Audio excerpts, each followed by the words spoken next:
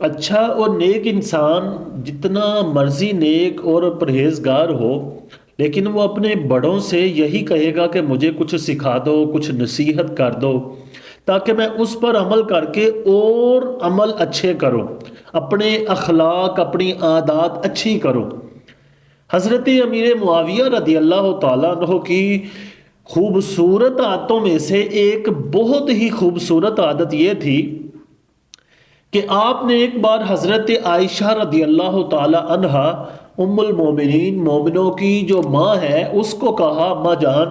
آپ مجھے وہ باتیں بتائیں جو میرے لیے نصیحت ہو، یعنی میں ان پر عمل کر کے اپنی زندگی کو، اپنی عادات کو، اپنے اخلاق کو اچھا کر سکوں۔ حضرت عائشہ رضی اللہ تعالی عنہ نے فرمایا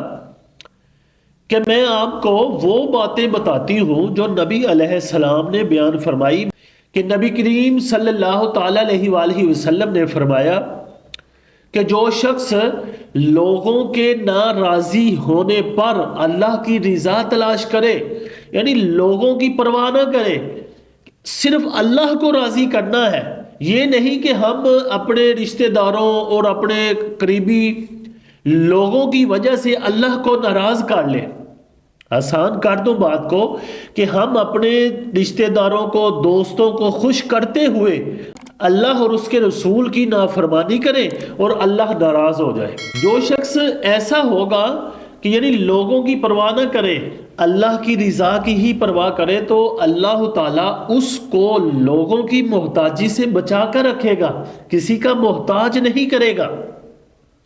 اور آگے فرمایا کہ جو لوگوں کی پرواہ کرتے ہوئے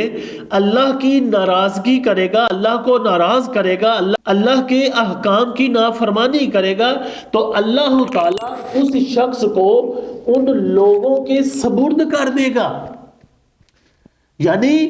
وہی شخص جن کے لیے اس شخص نے اللہ کو ناراض کیا اور لوگوں کو راضی کیا، تو وہی شخص اس کو ذلیل اور خوار کریں گے۔ ہمیں آج دیکھنا چاہیے کہ ہم اپنے دوستوں کے لیے کوئی ایسا کام نہ کر دیں جس سے اللہ ناراض ہو جائے،